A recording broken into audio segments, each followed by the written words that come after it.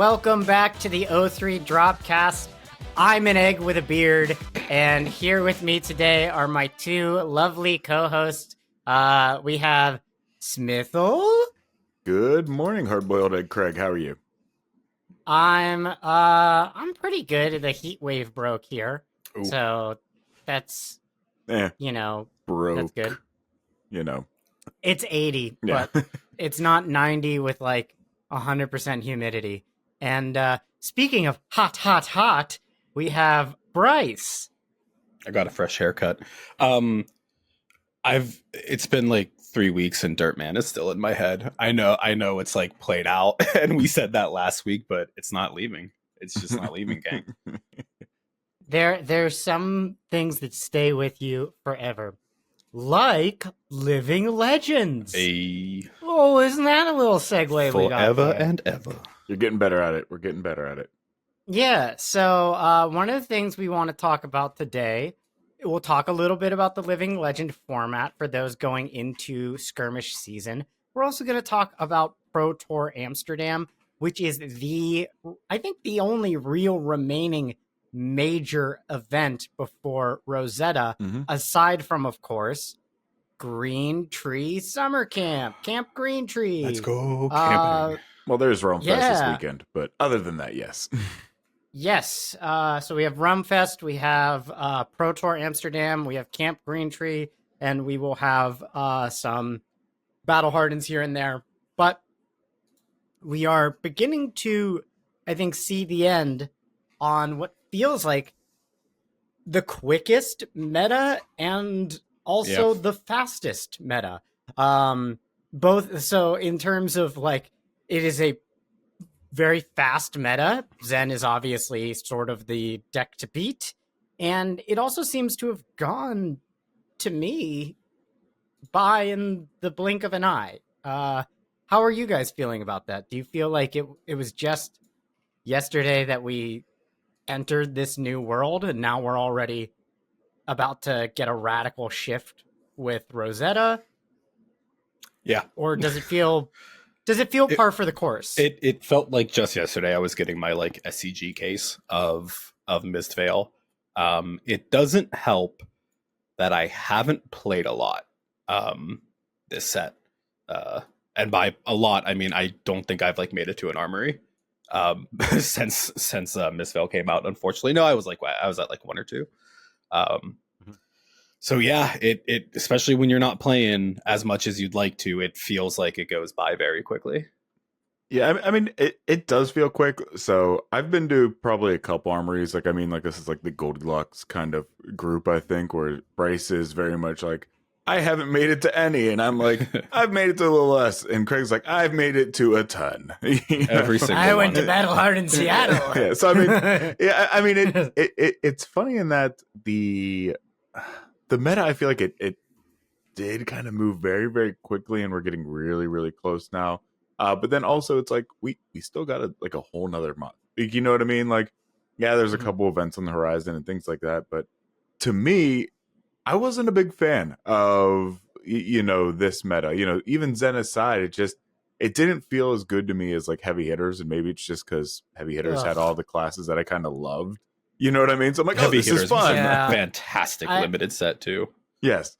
It was a good limited set, but God, that meta was so like value, just math, block 2 cards, math. Like, I hated that meta. I understand that this meta has a lot of problems too. Yeah.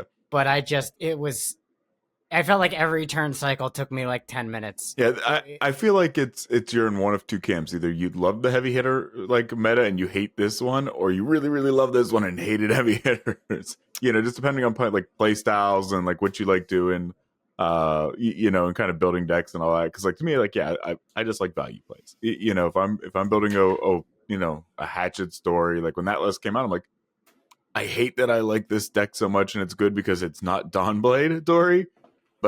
Damn if it doesn't just work, so I thoroughly enjoyed it, but there are tons of people that hated that deck, hated that meta, and I fully get why.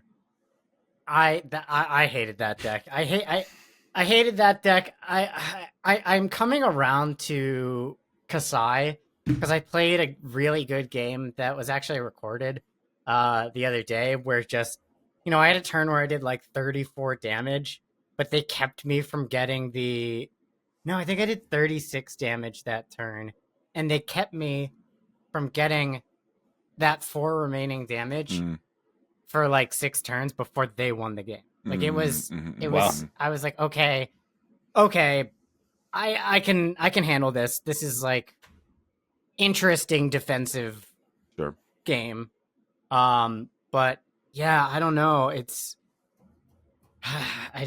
I'm not the biggest fan of warrior metas. But I think that I am. if you were to tell me that you were not a big fan of ninja metas, I would tell you neither am I. But You say as you go live That's fair. playing Kitty Katsu like every 10 seconds, you're like, cats everywhere. but the second Kitty Katsu's the best deck in the format, I'll be so bored with it. I'll That's just fair. be like, nah, That- they made it good. That's Like, fair. That's fair. I want to be able to say that I think Kitty Katsu is like the best, and like everyone in the room go, eh. Be like, no, it's actually great, and everyone's like, is it? But is it Because then I great? feel really good when I win. Yeah, no. I mean, it is fun. Like, I mean, I get that feeling because whenever I was playing Trash Olympia for like RTN season and things like that, like I'm like, it is great winning a match with a bad deck. Like, there is nothing better than an opponent going like, I can't believe I'm going to lose to somebody that's playing a hero with no hero power. Like, you're doing nothing, and I'm like, it is so much fun, So like, I get that saying that there is some boredom in just saying, hey, I'm playing the best deck, and like unless the only way you get like a rush from this game is winning, which to me, winning's fun and it's a good time, but I wouldn't continuously be banging my head against the desk with Kano and Blaze right now if winning is all that mattered to me. That's fair. I do think that if sometimes the best decks are just fun too. Like I do think Zen is. I go back and forth. Sometimes I'm like, this is fun, and then sometimes I'm just like, this is easy mode. But I don't have any major event wins, so don't listen to me on that. But those decks that do very well, that they are the best deck for a time, they live on in Living Legend format, and a lot of players who are used to being engaged at the Armory level will have their first taste of competition at their local Skirmish this year. And Living Legend is on the table for the format. So let's talk a little bit about what it means to play in the format of the best decks, because we're not all Flesh and Blood historians. We haven't all played since Welcome to Wraith, or I think like Monarch is like, if you played from Monarch, that's really like, if you played before that, you don't really have much of advantage on anyone that started in Monarch, I think.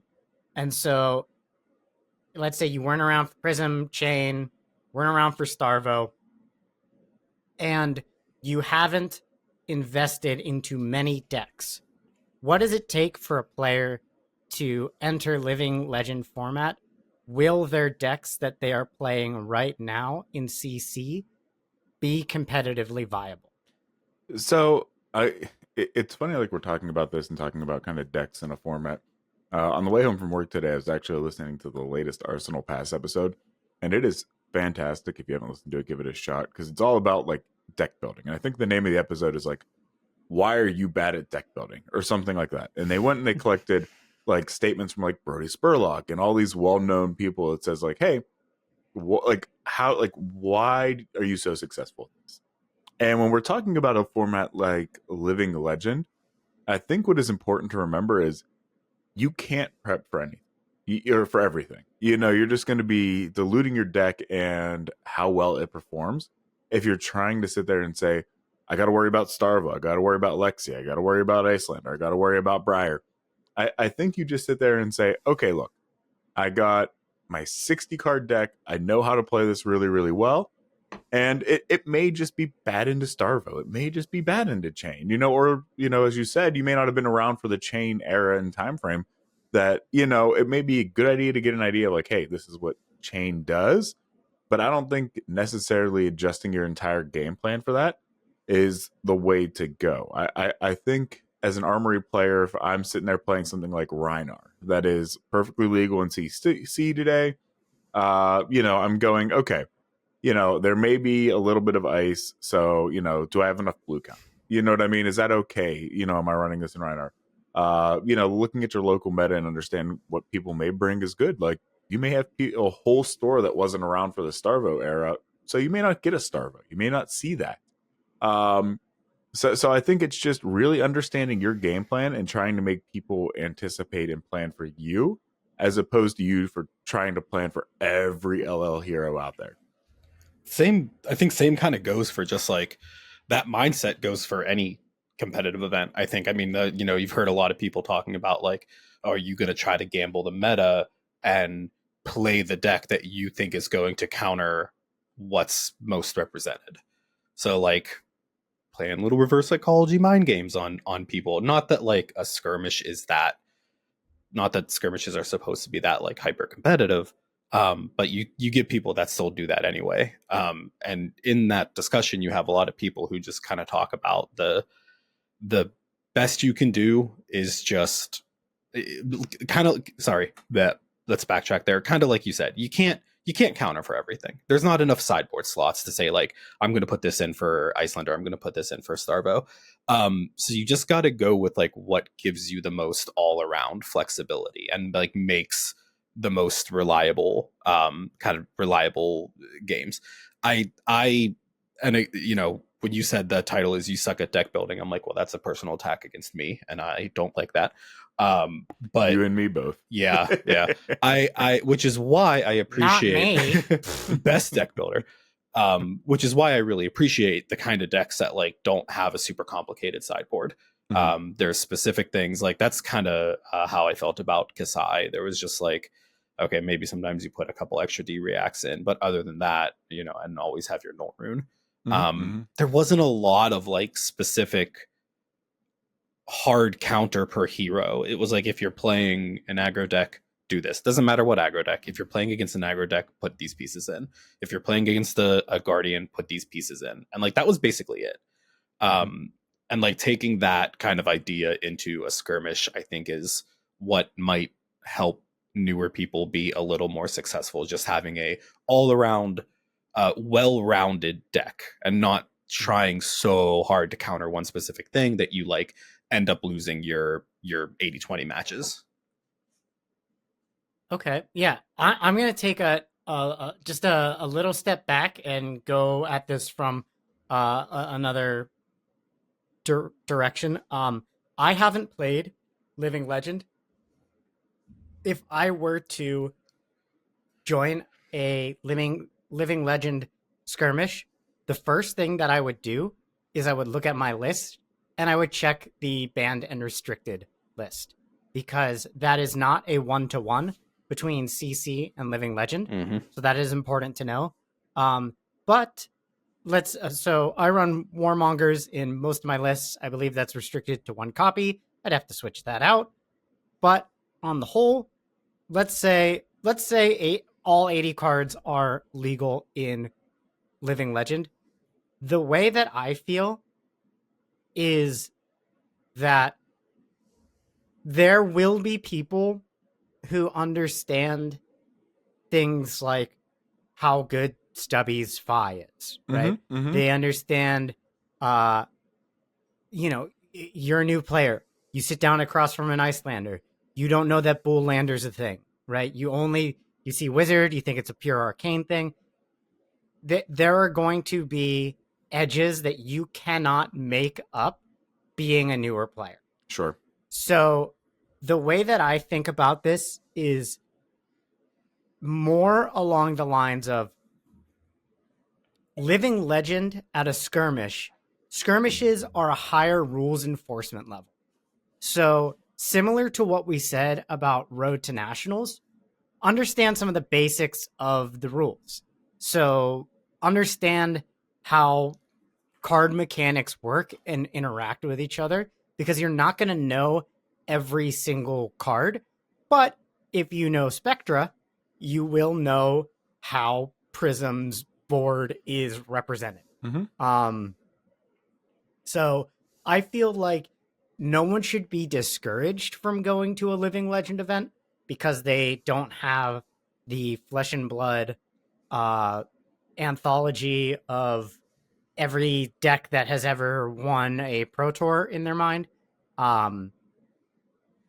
Don't be discouraged because you don't have that, but a reasonable expectation is that there are going to be decks that you don't necessarily know how to play around when they are presented to you. So, for example, I don't know Starvo. I could not tell you what exactly is written on Starvo. It has something to do with fusing an element of each type and giving your next card +2 and dominate, I think. I have no idea how to play around Starvo. You don't. Okay? You just die. Then let's take Chain. I have very little idea how to actually play around Chain because I've only played around it in draft. So Okay.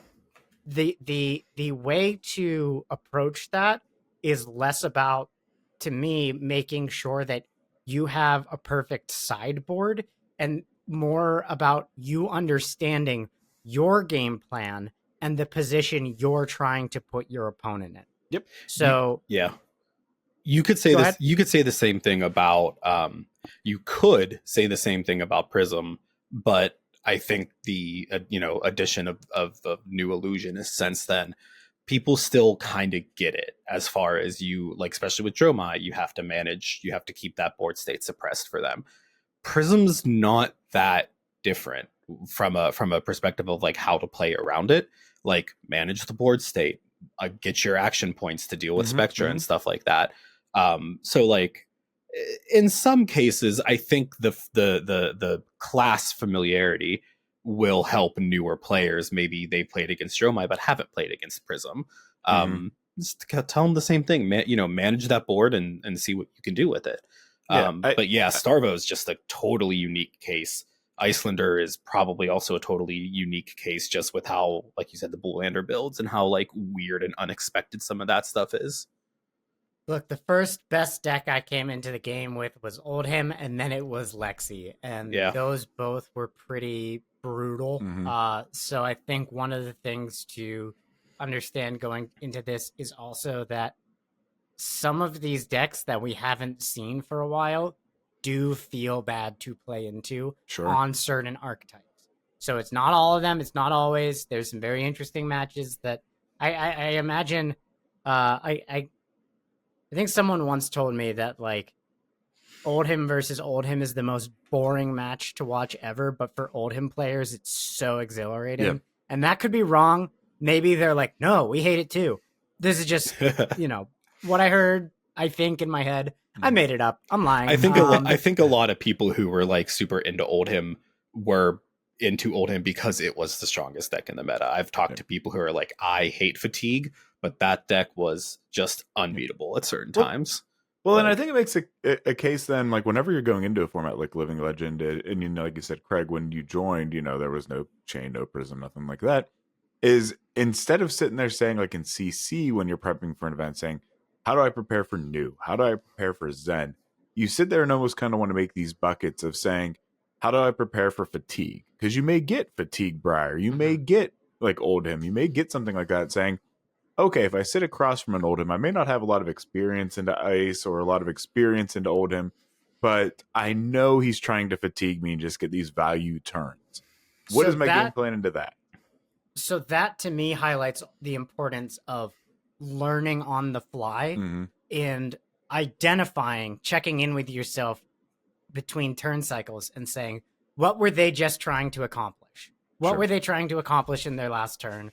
What did they try and accomplish during my turn? What is their game plan? What is their end goal that they are attempting to get to? Because I think all too often for myself, when I play into a dash and I end up into a slab dash and I'm burning through my cards, I feel like, all right, like I'm winning. Eventually I'm going to get through. I've only done 12 damage, but eventually I'm going to get through. And it's only too late that I realize they're attacking my deck. Like the threat is to my deck. So I think that is a piece of advice I would have for players going into matchups that they have no familiarity with, is to try and answer that question between each turn cycle. So just what were they trying to accomplish there?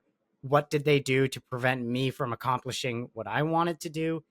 What is their win condition? I'd probably say it's important in every format to sit there and understand what your win condition is and how to play your deck. But I'd probably argue in Living Legend format, it is probably more important than any other one. You know, you really have to be super comfortable with the cards that are in your deck and knowing, how am I going to win?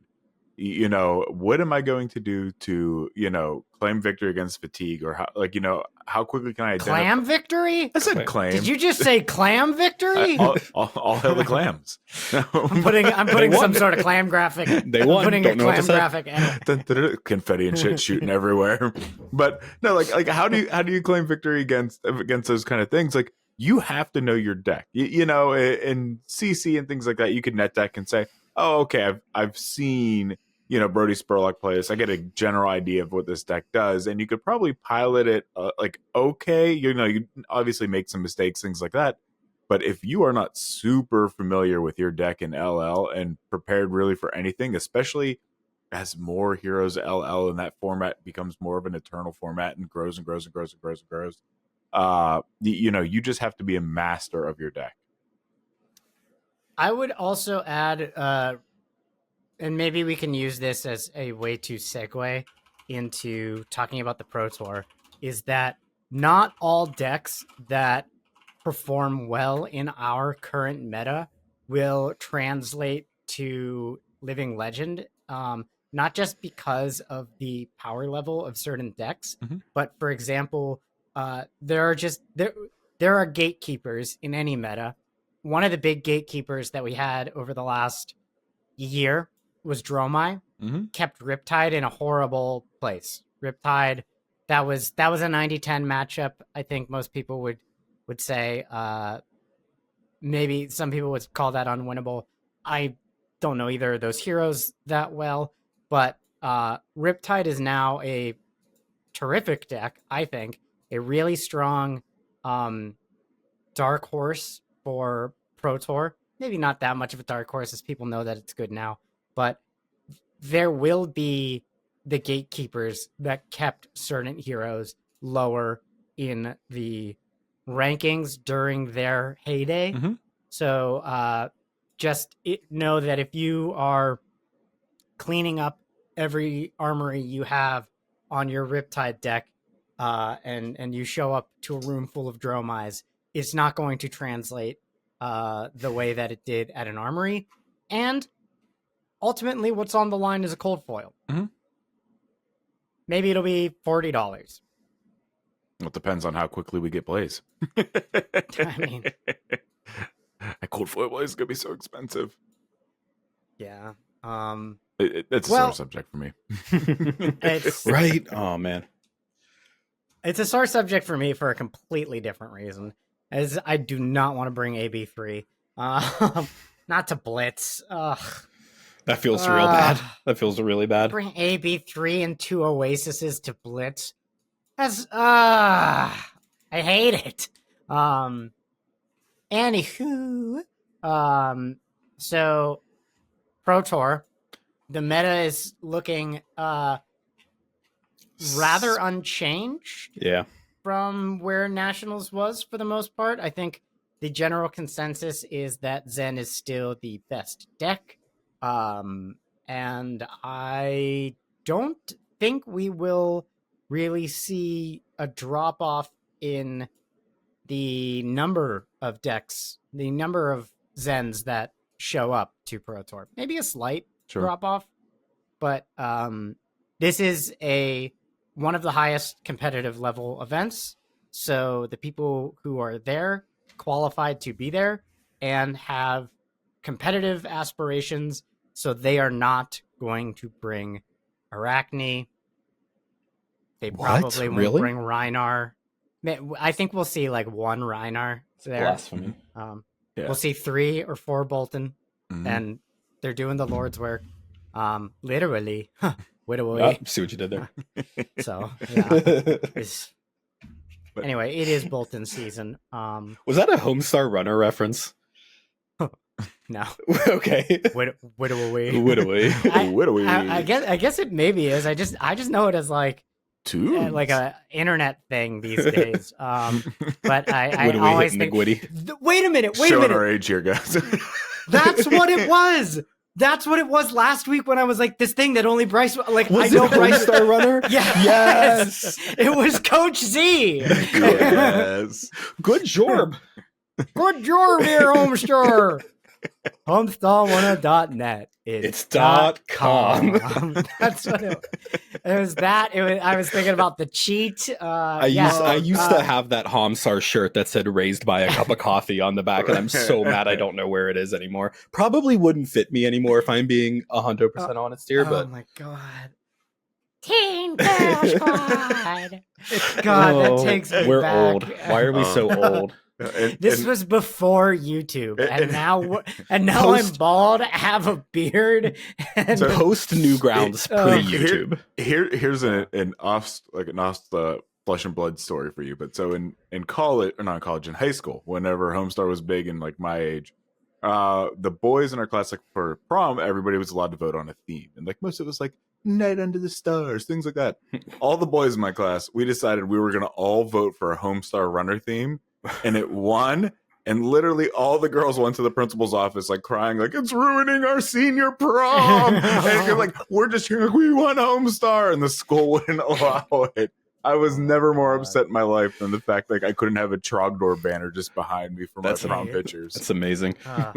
Don't we usually like last until maybe like the 50-minute mark before we all start sidetracking about stupid shit? And it's we're 28 and we're already usually sidetracking about stupid shit. What deck would Homestar Runner play at Pro I Tour? will absolutely. I was thinking about Shiana. I was thinking about making a like instead of like a tier list video, because those just like are rage bait, and I it's just like I just end up just being like, here's my thoughts on the meta, and someone's just like donkey. Like, can we do a tier list that just like on one side all the Homestar Runner characters, and then we just put like what deck would they play? Like Strong Bad is playing Reinar. Like, I was gonna do it for Always Sunny in Philadelphia characters. Or like a which Flesh and Blood hero is which Always Sunny character. Oh yeah, you could do that either way. You can do that both ways. Yeah. I think. Do you think KO is Frank? Who's Frank? God, like there's like it's tough with Frank, because like Frank, like they all have such chaotic energy, and it's hard to pin down. Like you could say all of them would be a brute, because they're all just like I don't. all You know what I mean? people. They're all. The only thing I know is Cricket would come with a MetaZoo deck. Well, Rickety Cricket is definitely Vincent, I think. I played in a band in college, and we were called the Rickety Crickets. Nice. So basically, that's my thoughts on Pro Tour. Hey everyone, I want to take a moment to tell you about one of Flesh and Blood's most anticipated events this summer, Camp Green Tree, a Flesh and Blood summer camp happening August 16th through the 18th at Godspeed Events in Port Matilda, PA. You may already be aware of our 2K Blitz tournament or our 5K Classic Constructed tournament, but there is much, much more that you won't want to miss out on, including a variety of camp-themed electives hosted by some of Flesh and Blood's most artistic creators. If you've ever wanted to try your hand at crafting a one-of-a-kind altar or dip your toes into the world of cosplay, this is the perfect place for you to get started with the help of a community of passionate experts. Or maybe you're looking to outmuscle the competition in a battle of wits. In that case, we've got a trivia night that's just for you. And we'll be hosting live recordings of some of your favorite Flesh and Blood podcasts. Now, when it comes to camping, I know that I like to pitch my tent like a brute, but don't wait to make your housing reservations, as group lodging is limited. For more information on booking your housing and getting your tickets for Camp Green Tree, head on over to gscfab.com, and I'll see you at summer camp.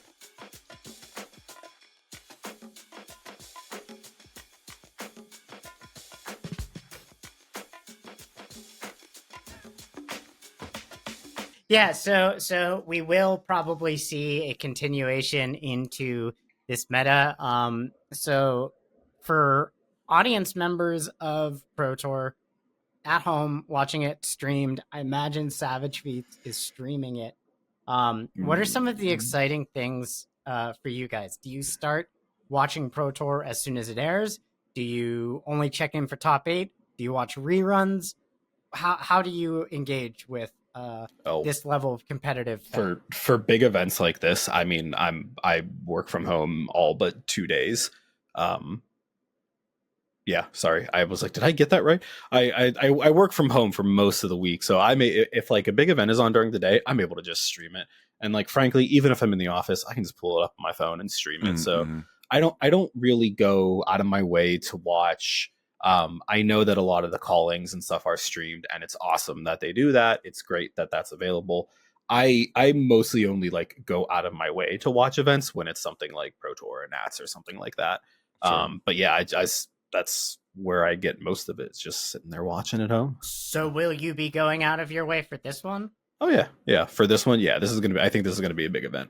Like, you know, like you said at the beginning, it's kind of the last big hurrah of this meta, and I, despite watching a lot of Enigma games, still just don't play it good. So maybe I can watch a couple very high level players play some Enigma and get some tips from them, which is, I think, one of the cool parts about watching some of that stuff is just like seeing these level of players be able to like analyze their games in real time, and like, oh, I can like kind of rewind on YouTube a little bit to check that last play out. But yeah, I'm excited. See me, I'm kind of the opposite. So I will probably only watch, especially now that Savage Feats has their site and I can just like watch whatever game I want, like the heroes that are relevant to me, things like that. I'm probably less likely to watch this one, only because, like we said at the beginning, this is kind of like the last big hoorah of this meta. So it's like whatever comes out on top here and wins and does great, like, yeah, I want to know, because a lot of people are going to probably try to replicate it. But then we have Rosetta, like, you know, right on the tail of this, you know, a month away, that everything's going to change. You know what I mean? Like, for me, whenever we're talking big events like this, I normally like watching like maybe the first one or two big, major things per set, because then it goes, okay, like these new heroes, what are people that are smarter and better players than I am doing to make these decks work and really bring out like the best of these heroes? And that's what's exciting to me. Here it's like, hey, look, I'm sure there's gonna be awesome, high level play. There's gonna be probably decks that like we haven't seen or haven't thought of before. Maybe a dark horse here or there. But for the most part, like we said, I expect a lot of Zen. I expect a lot of new. Maybe a Kano here and there, things like that. But other than that, it's just saying, okay, well, this is going to be really cool for one weekend, and I'm going to watch a little bit. But after that, there's, why else do I care? Why else do I need to know what's going on here? In terms of big Flesh and Blood stuff.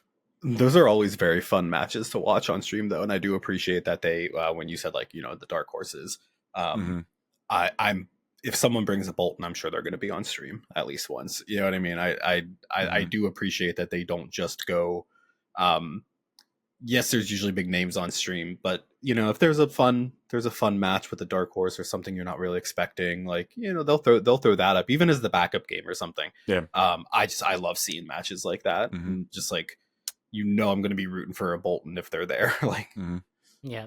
So I believe at the last Pro Tour they did stream a Bolton versus Viserai game, which was what like I look forward to during these. The way I engage with it is because I work on weekends and it's, excuse me, I'm a little burpy. I've been having Dr. Pepper creamy coconut. How is that? I've been curious me? about that. I've been curious about that. Sponsor of the show.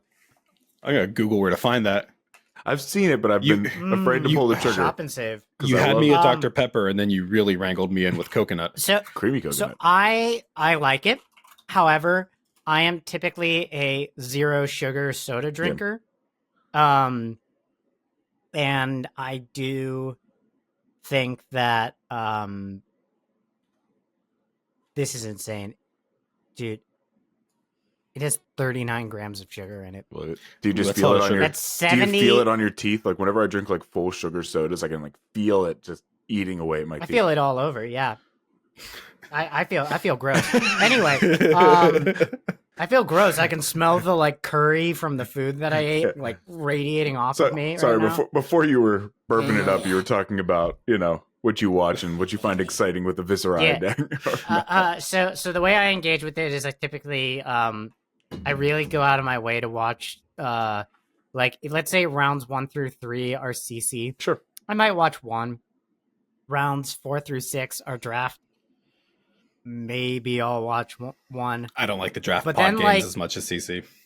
But then if 7 through 10 are CC, those are the games I'm super interested in because those are players that have a strong enough record that if they continue to do well, could make it into the top 8. And that's where those matches start to feel really, really like scrappy. Yeah. Where it's just like you're not gonna knock like when both players are at like 6-1 and they know that like I'm in for day 2, but I'm not in for top 8 if you win. Like I have to win every game from here on out. Those games feel like they have really high stakes. Yep. And then I feel that the top 8 for me is very dependent on what heroes are in it. Sure. If there are 8 Zen, I will tell you the number of games that I will watch right now.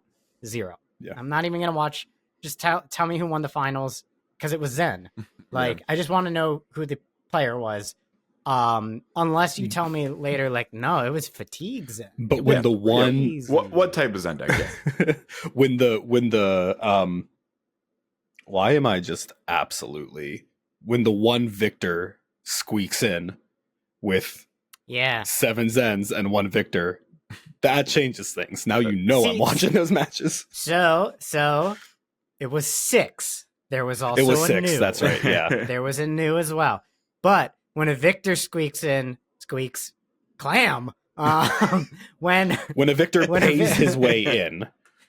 Whenever there's like one hero that is completely outside of the top decks that gets into the top 8, to me, it's their top 8. Yeah. I'm watching like that's exciting. It is great that I believe at the Pro Tour they will do this. They typically do this for Pro Tour and some national events where the top 8 every game is streamed. I think at Pro Tours that's just how it is now. Every game is streamed.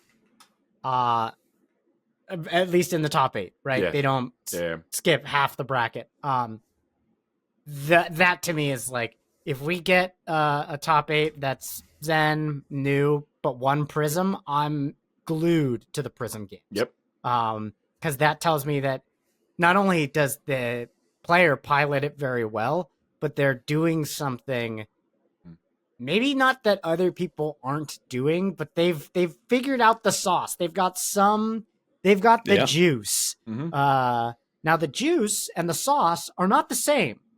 But if you have the sauce and the juice, then you're cooking. You get au jus. If you just have the juice but no sauce, you got yourself a stew. Well, you got to do the cooking by the book. You got to do the cooking by the book. So, too many cooks. Too many cooks. So here's a question then for you. So when we're talking about like these dark horses in the top 8, like what would be a dark horse deck that you think has potential at Pro Tour Amsterdam that isn't like the Zen, isn't like the new? You know, is there a dark horse that you think we're going to see rise to actually having a pretty good record? Would you consider So- Enigma a dark horse because it hasn't really been making that many top eights? I don't know that I think Enigma. So when we say dark horse, though, like we could say that like Levia, Enigma, Kano, Azalea, these are all great decks, but they're not new or Zen. Does that make them a dark horse? Because I don't Not- really. yeah, that's I don't fair. think so. Like the hero that I think could be dark horse might be Max, but I don't think Max can. Yeah. Max can consistently beat Zens. Like they'd have to get very lucky on just turboing out their combo. There's going to be at least like a small handful of maxes that make day 2, though. Like there's, you know what I mean? Like I don't remember what recent event it was that Max had like a really, really good performance and a couple made no top 8s, but like I wouldn't be surprised to see at least a couple make day 2. I think the most unexpected deck that'll be in the top 8, if any, will probably be I have 2 in mind, Riptide and OG Dash. Those are probably the ones that people are going to be like, oh, wow, didn't expect them to be here, but they've been performing well. Yeah. Dash won in Australia, I believe, or maybe New Zealand. Like Dash is at maybe 910 legend points. Maybe Dio surprises people because I mean there are good pilots playing Dio right now. But I don't know. I don't think this is the event we will see like a real dark horse deck. I think that it will be interesting to me is to see if Kano players can make it into the top 8, because it's sort of like a joke or like, you know, the people say that like Kano players can't draft, right? So it'll be interesting to see like players who play decks that are on a completely different axis than Mistveil heroes, because they will be drafting Mistveil. So it'll be interesting to me to see how they fare, kind of having to switch their mindset maybe more so than someone on New or Zen. Yeah. I would say, you know, if I had to put something out there like into the wild, that I don't think it would make top 8, but I think that you could probably make day 2 with it and maybe have like a pretty good run if you really master it. Fatigue Bolt. I like that concept a lot. I don't think a lot of people would get well with it, but I've been messing with some fatigue decks in CC and they're okay. That I'm like, if somebody came with like a Bolton, you're gonna be like, oh, this is gonna be Raiden, and you bring out Big Axe Bolton. I think you could probably sneak a couple wins Chris, in. Don't rip my dreams away, Craig. Don't rip my dreams away. I'm not gonna. I just want to let you know. Josh Lau is gonna win on Fatigue Bolt. I'm calling it now. You look and sound so high. You're like, Bolton, man. dude. Nobody expects the merciless battle axe Bolton. The bad axe. I don't think so look, I think that is a deck that will have its moment. I just can't see it being the Zen rival here. I think that this is part of what any meta contains, is really strong decks in other metas that just can't translate to this one. And so I do think, as much as I love Bolton as much as anybody. How do you all maybe not anybody, but I really like Bolton. How do you all feel about Prism? Like the Prism versus Enigma match. Like do you think that you're going to see more day 2 conversions for Prism than you would Enigma players?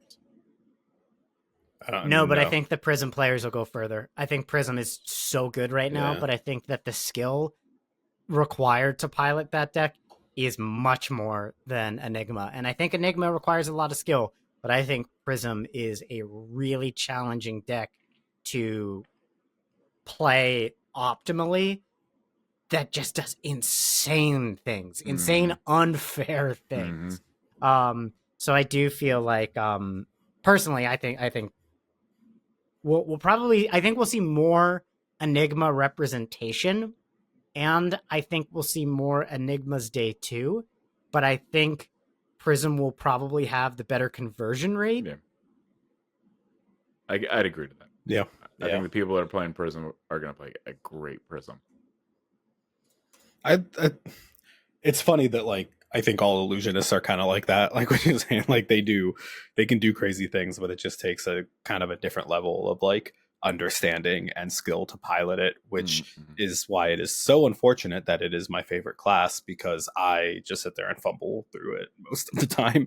But yeah, I'd love to see it though. Love to see some Prisms up in Day 2. Did we talk about? Yes, we did. Okay, so we already talked about the top 8 thing. We're good. Don't worry about it. Okay, I won't. I was just about to make a point that I literally made like 5 minutes ago, and I was like, no, we talked about this already. Never mind. Here's the only other thing that's on my mind right now. We can, if you guys have other things to discuss, other topics, let me know. Let me know in the comments. God, that was. No, it felt so bad. Stupid. Why? Who said the that? The other thing on my mind is that as I start to look at Rosetta, I think the meta is about to change in a way that's like so unpredictable. In like the idea of adding 4 arcane classes to a meta that has 1. No, it has 3, but it has 1, right? Like, I mean, I wouldn't consider Prism arcane, right? The only one I consider arcane right now is Kano and the Rune Blades, and the Rune Blades are struggling. Yeah. Well, it's gonna be such an insane mix up, not only just because of the addition of more arcane heroes, but also like defensive wizard.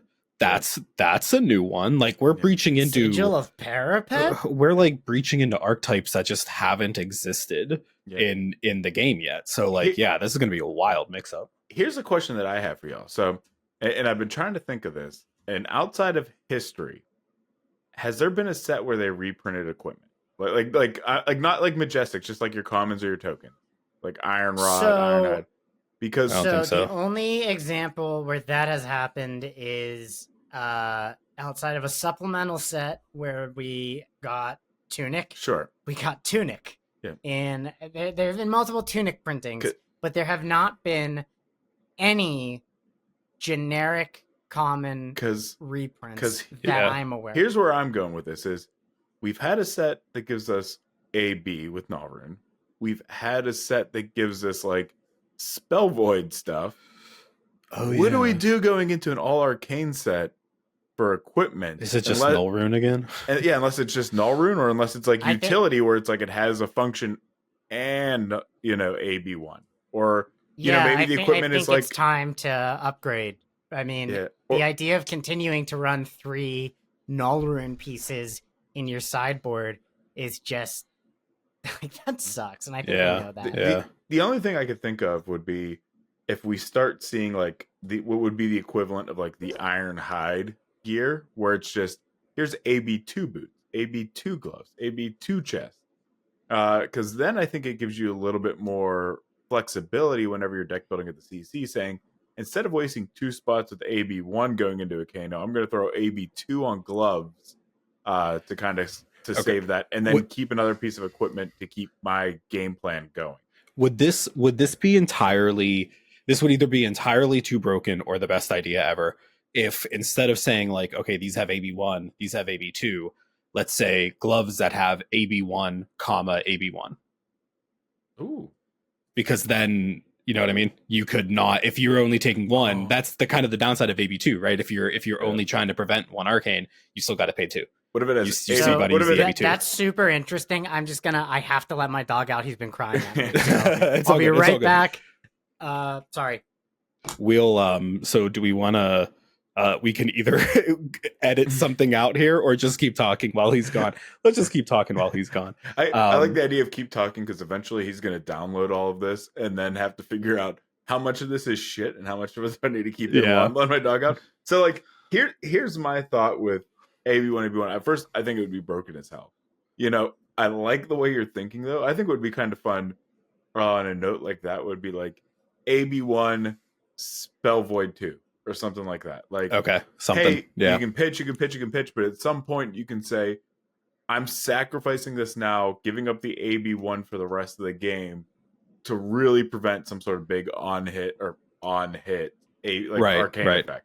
You know what I mean? Because all the arcane on hits are what, like, for each arcane damage this does, your next one does more. Yeah, like that's always your like on hit for arcane. Yeah. Or there's things like, hey, look, if this hits, banish a card from like what is it, like a reverberate or something. It's like, hey, if this hits, banish a card. Oh yeah, that's true. And then you can play if this deals damage, not if this hits. Yeah, not hit.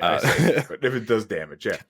I was admittedly a bit of an AB hater when I like first started playing the game. I could never really see the upside of a piece of armor just doing AB, right? Because it feels really, really bad. To me, it always felt like really, really bad to give up, especially if you're playing like, especially warrior. Like I want to be using all of the abilities on my glove and my chest and my boots, and like giving up dynamos feels really bad, especially when you're playing in like a hybrid. Like if you were playing, you know, if you're playing against like a Briar or something, and like, man, like I need the AB kind of, but the boots also help. And I don't know, like I said, I was kind of like an AB hater, but then you start to like the other on the other hand of that, the conversation I've had with a lot of newer players are like, if you think about it this way, if you're blocking physical damage with a card, you're losing that card. If you're preventing AB with a card, you're getting that card back. You're not downsizing your deck to prevent that damage, so it intrinsically has more value for you to block AB. And I think balancing the value math that gets changed by mitigating AB versus mitigating physical damage, and trying to balance that between, but like, why can't my boots do something else? You know? Well, first of all, there are plenty of mechanologist boots that have Arcane Barrier 1 and can get you an action point. Yeah. Rangers and Knights are perfectly happy. They're like, what are you talking about? This is easy. Yeah, there are plenty of heroes from Arcane Rising that have AB and do other things. Yeah. But I think that an interesting piece of design space when it comes to arcane damage is to look at Dyadic Carapace, which is the Runeblade chest that has Temper 2, AB2. And I think that we are now in a place where that is going to be in most Runeblade lists, I imagine, because it is like, for the longest time I looked at that and it was like, okay, this is only for a mirror. You only really need this for the mirror. And I don't know that may change with if we have a wizard that runs more attacks, which Verdance, maybe she does. Maybe Auxilio does. We don't know yet. We will find out at Pro Tour, but we'll find out their hero text at least. But I think that putting blocks on a card that has Arcane Barrier feels interesting to me because it is simultaneously like seems very powerful and very not, you know, like in a Runeblade, it's like, okay, you got 3 block and AB2 on it. That's great. In every other matchup, it's like, who cares? It's Temper 2. That's nice. But you don't get any utility out of an ability. Sure. And the way I play, at least, is I want to break my own equipment. You're not breaking it. I'm breaking it. I want, like, that's the ninja way, is just like halfway through a combo line, get naked, you know? Vest of the First Fist, Mask of the Pouncing Links, Rip that breaking vest skills, right and snappies, so fast, baby. Yeah. It's like playing Guardian and Commoner. Yeah, Pretty I much. just that's how I roll. Yeah, so- I hit you, you like move and you turn around and I'm just already naked, already just naked and ready to fight. But that's what I was sitting there thinking is going like, we're going in an all AB set. Like they have to make the armor utility with AB because they wouldn't just reprint an all-run boots, an all-run hood. Unless they're reprinting it as Dutch clogs. You know what I want to come back? Well, that's a promo. Yeah. You know what I want to come back? Helios Miter. Like, give me a set where every time you draft, you get a headpiece. Like, yeah. Give me like Helios's like vest. like, I just want something that every time I do it, I don't have to worry about this stupid AB equipment. Just go into it and give me something. Give me one piece guaranteed. Chris, why do you think they didn't keep doing that? Draft equipment. No, you can't make me. Craig, trust me, I have done many a draft. I could need these yellows. I've done many a draft where I've gone, I'm taking all the equipment, nobody gets anything but me. And I get like a full suite and then I have like 4 extra hats. It's like, I have a bad deck, so now you get nothing. I was on Enigma the other week at a draft at Mimics Market. Shout out Mimics Market. They are great there. This wasn't a story about them. This is a story about me. But I was in a draft, pack 3. I'm like dead set on Enigma, and I like feel like I had a really strong Enigma deck. I was really happy with where it was at.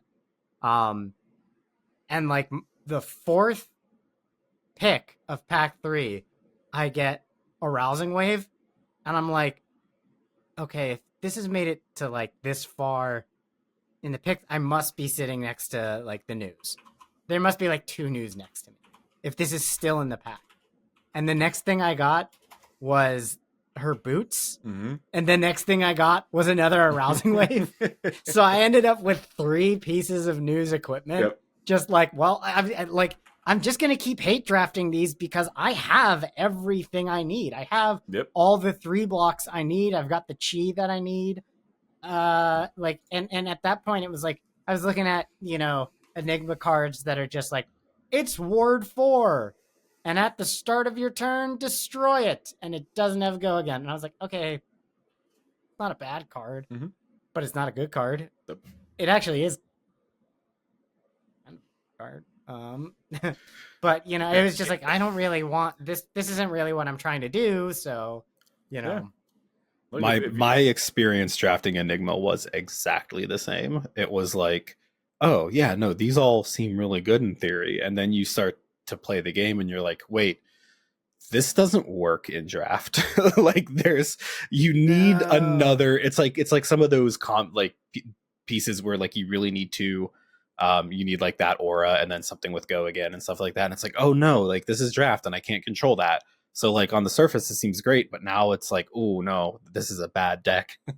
I have a pretty good understanding of drafting Enigma, I think.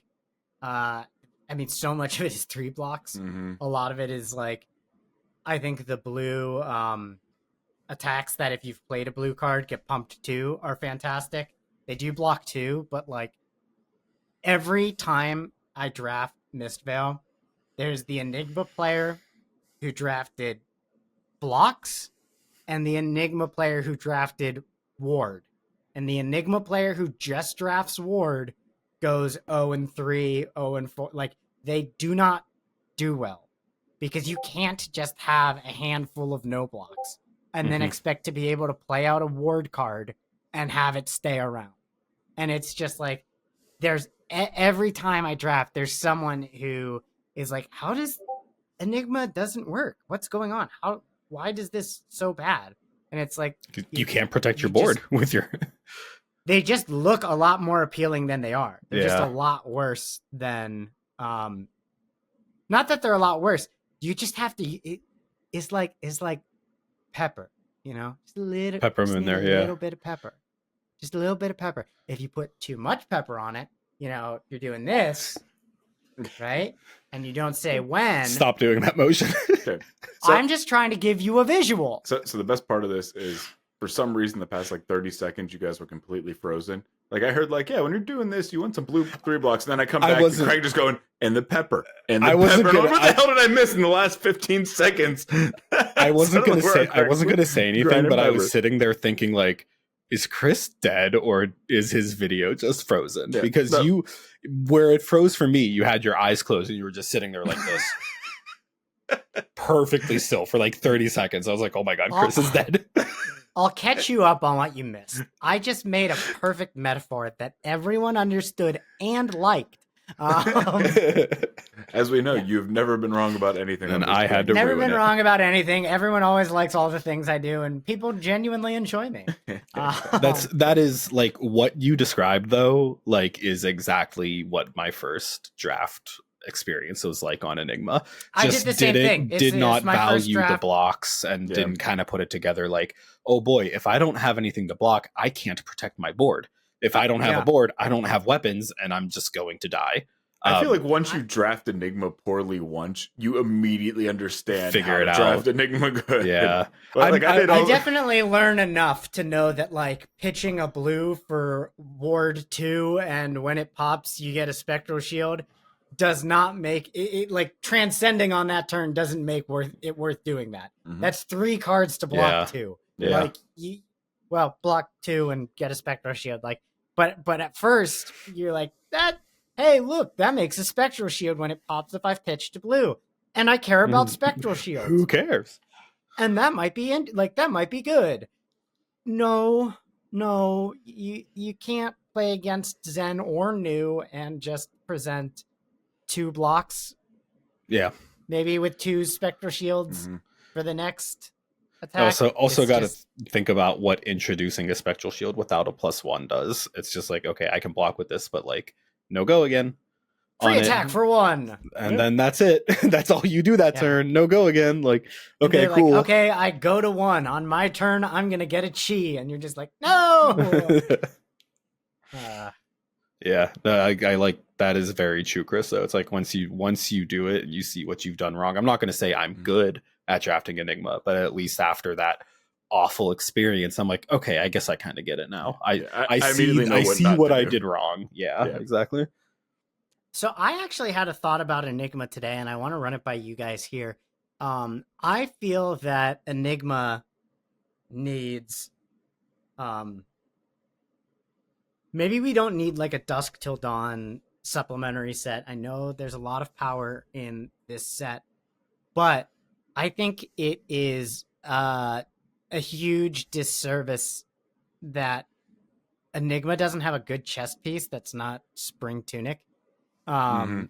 Like you could run hardened cross straps because I put together a budget list today and it looks pretty good and I did run hardened cross straps, but I was like looking at it like, do I run hardened cross straps? Do I run Vest of the First Fist? Because I'm not running these cards that flip when I'm at 1 life.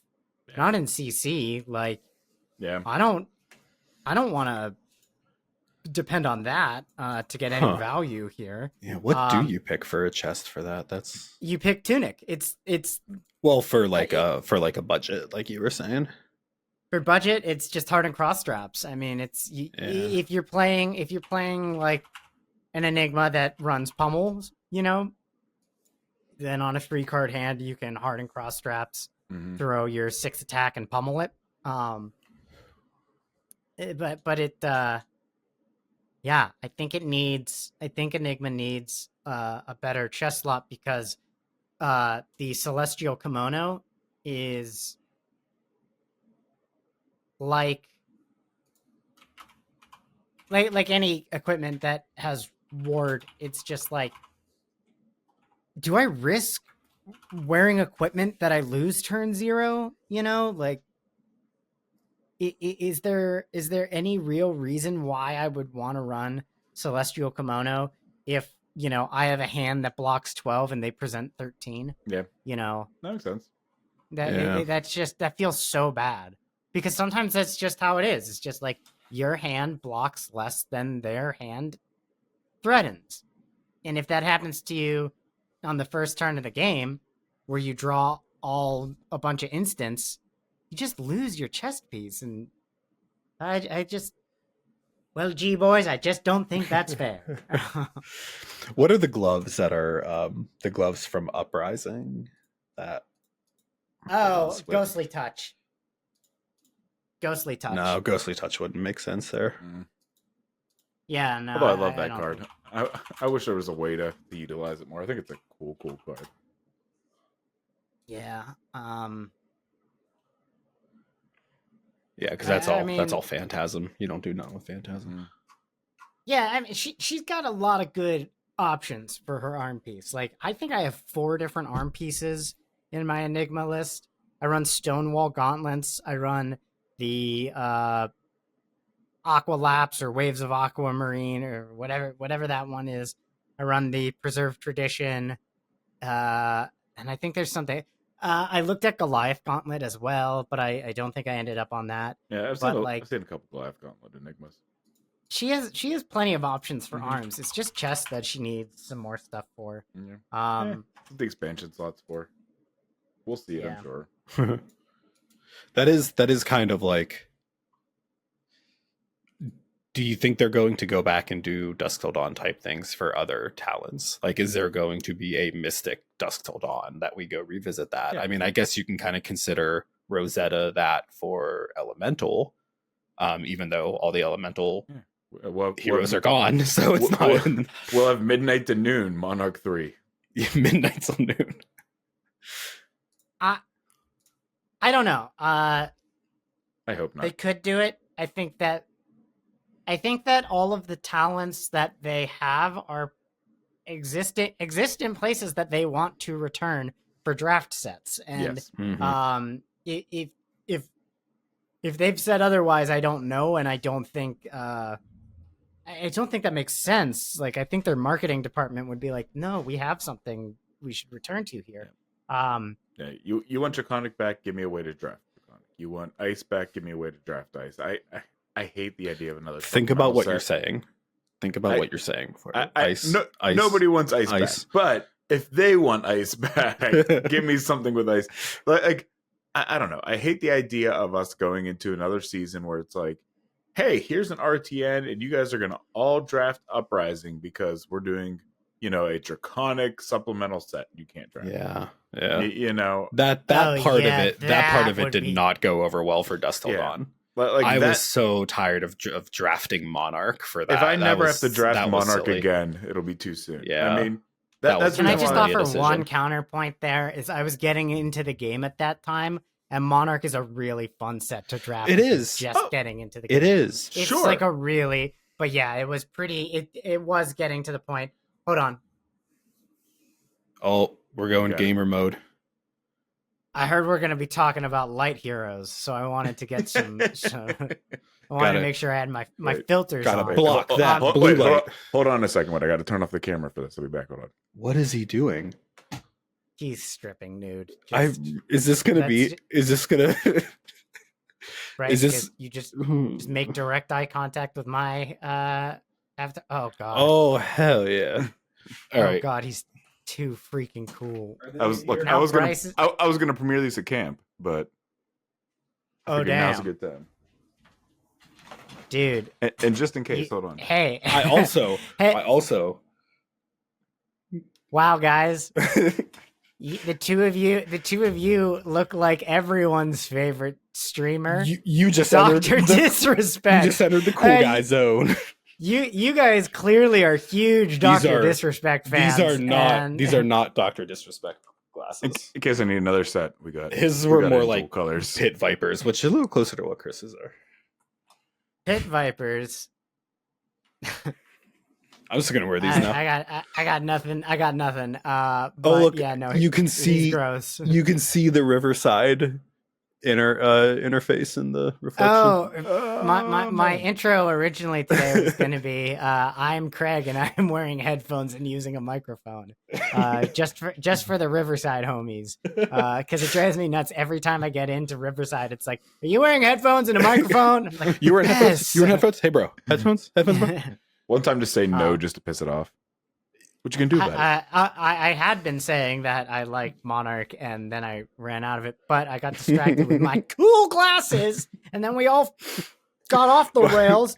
So let's bring it back. Monarch has a special place for me because the first Armory I ever won in playing Fab was a Monarch draft, and it was very, very early in playing, and I felt real good about that because up until then I was like, I do not understand this game. I have no idea what's going on, which I think is a lot of people's first experiences when they first start playing. So I Monarch was great. It was my favorite. Like Prism is kind of I don't know if it's going to be widescreen enough, but like, yes, let's completely turn away from our microphone while we talk. That's good. That's good for podcasting. Prism, I like kind of like my OG favorite hero was from Monarch. Monarch has a spot, but like, boy, was I tired of drafting it at that point. I mean, it's a hard set to draft, especially because of how little value there is in it. So it can be pretty excruciating to like just not unless you draft a library hits. Yeah, if you draft a library, it might be really great. Footsteps or bust. That's it. Yeah, you get Footsteps still got Valiant value. Dynamo, Carry, and Husk. The legendaries have value. Yeah. They are also legendary and quite hard to pull. Yep. Let's wrap it up here, folks. Yeah, and I think the best way to do that would be to real quick give our predictions for who is going to win Pro Tour. And Chris, I'm going to start with you and put you in the hot spot. We talking heroes or player? We're talking heroes. My guess. Baby. Get real close. I'll tell you who's not going to win it. Fatigue Bowl. But I'm going to interrupt again. I have been doing a bit to myself that I find so funny, and it's Joe Biden playing Flesh and Blood. Oh God. Oh God. Listen, Jack. He's like, we're gonna pop it. I'm gonna block Command and Conquer. It's gonna pop it. And just like CNC, you got the Joe morals of an Biden alley cat. For some reason, the Joe Biden whisper to me in Flesh and Blood is like so funny. Just like Armory. Plus one banish. Choose first and last. Like, so like I would love to play Flesh and Blood with Joe Biden. Look, if there's any legit use for like AI for Joe Biden, if there's any use for Joe Biden, just go stand outside the White House with a sign that says "I got Flesh and Blood for Joe Biden," and just see nothing bad possibly could happen. That'll go over well. Yeah, they'll know exactly your what you blood mean. boy is here. Have you ever like when AI was like first being a thing and people were like, oh, we can mimic voices, all the YouTube videos of like all the presidents playing Call of Duty. The gamers. Do that, but like with Flesh and Blood. Oh, that might be good. I like that. I also liked at the time there was the a series of like Dragon Ball Z stuff. It started, I believe, with Obama Hameha. And then it was like, let's see how you fare against my Biden blast. Those were great. We're extremely online. So Dragon Ball abridged, but not as funny. Yeah. It was Dragon Ball abridged, but with perfect. Yeah, presidential candidates and no edits needed. Perfect. This isn't a political podcast. This is not a political podcast. I am not making it known that I do not support. So after we do our tier list of what decks Homestar Runner would play and all that, we need all the presidents lined up from Washington down, and who would each president play in Flesh and Blood? All I'm saying, my only political stance is it would be funny to play Flesh and Blood with Joe Biden. It would not be funny to play Flesh and Blood with Trump. I just don't. I wouldn't have fun. No, I don't. It'd be like playing against someone like me. Loud, yelling about cats. Yeah. Not sure where they are at the moment. Yeah. Anywho, prediction for. Hey, are we gonna have another? God, are we gonna have another thing before Pro Tour Amsterdam? We gonna record again? When does it start? We're like a week, 2 weeks out, right? Not this weekend, next weekend? Not this weekend. Okay, It's got to be next here's my weekend. current we'll prediction. have one more. Current prediction I'll put, and then next week I'll tell you if I'm changing my mind. Current prediction, I think OG Dash. I'm saying we get one OG Dash that claws her way into the top 8 and then just wrecks a field of Zens. I buy it. I buy that. My answer was going to be local superstar Matthew Feeney. Oh, of Was course. going to win. Pro player, Victor, local Victor, superstar yeah. Matt Feeney. There's no way anybody wins other than Feeney. I just assume he's playing OG Dash. I think Zen is just too strong not to take it, even after the ban and everything. I actually 100% agree with Chris that like I don't think it's at all a stretch to maybe even have a dash in top 8. Seeing what it can do, high rolling, like, and just actually countering Zen, it's not out of the realm of possibility to have like at least 1 or 2 in the top 8. I'm still think Zen's just going to take it though. My only thought with Dash is I don't know how much like Dash loses out on not having the element of surprise, because I think that if you're bringing Dash into this Zen meta, you're bringing a full boost package. Mm-hmm. And so you're not going to catch your opponent on sideboarding mistakes unless you're bringing Slab, in which case, like, I think you brought the wrong Dash, kind of. I feel like you do need to be on the boost. I'm going to say okay, so I think Zen will win. Just that's my not hot take. I think a Riptide will make it to at least semifinals, if not finals. Okay. I'd be down for that. I see Riptide over Azalea for sure. That's really Over Azalea, yeah. That's interesting, but it also, I think it's funny. I do agree with that. I talked to someone after like national season, and I was like, Azalea didn't do well at all, and they're like, what are you talking about? Azalea did great. And then I was like, oh, Azalea didn't do well. And I don't have the numbers in front of me. I don't have anything to back this up, but like, I don't think Azalea's like, I still think Azalea is one of the best decks, but like, where did all the players go? To Anyway. Zen. Mm-hmm. Yeah. Or Riptide. I mean, it's Maybe. I think Azalea's a great deck. She's fantastic. She just didn't win anything. I feel like everybody just started to put Warmongers back in. You know, when Azalea just jumped in popularity, it was like, here's Warmongers. And then, like, sure, you got the new gloves that, you know, buy you one Warmonger's turn to still buff. But after that, you're kind of dead in the water when you see another. Mm-hmm. All right, boys. Well, this was fun. Well, Yeah, I'm surprised it took us, like, what is this, 14 episodes to get a Homestar Runner joke in? Games. I'm surprised I didn't make it longer before getting awkward about politics. Yeah. Well, let's be fair. I am genuinely not saying anything other than I want to hear Joe Biden whisper "Arvor." Anyway, whenever he inevitably does like one of those cameo things. I was literally going to say, so Chris, you got that ladder in the background. Where's your shovel for the hole you keep digging yourself into? Who do you think he'd play? And then Biden? we'll end the episode there. You guys ready? Let's do it. Sorry, I got distracted trying to actually think about what Biden would play, but we'll save that for our what decks would presidents play tier list. It's gotta be Olympia. Yeah. Oh yeah. It's gotta be Olympia. Yeah, he probably really sees himself as a Biden plays Olympia. Oh, you don't want to share. I'll tell you this: when we do our tier list, if anybody says Abraham Lincoln plays anything other than Dash, you're wrong. Why is that? Because there's a gun.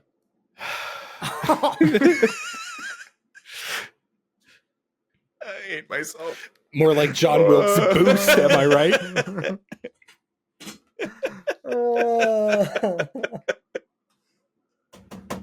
Oh my god. I'm done. I'm done today. John Wilkes Booth. I'm gonna say it. I'm gonna No, say you Azuri. missed it. I'm gonna say Azuri. Maybe Arachne, but definitely an assassin. Yeah, that makes sense. Oh, what the fuck is wrong with us? Oh shit. I think Joe God. Biden plays Olympia, and I think he announces the wagers he's gonna do on Olympia's specialization before he makes an attack. Like he announces his reaction before he swung his weapon. That's Joe Biden's fab gaff. Just like, I hate this so much. Oh no. okay. Oh my god. I'm crying. All right. That's good. Get the hell out of here. We gotta get Goodbye, out of here. everyone. If you've made it this far, Just put you've us out. already Just put us out of our subscribed. misery, please. Just end the video, Jamie. Just close the video, Close it. Jamie. Why are you still watching? Go. We You're doing we this to can't us. leave. We're trapped. All right. Oh, That's all, peace. Jack. SEO3 Dropcast. Subscribe. All right. Oh, Bye peace. bye. Okay. Well, that was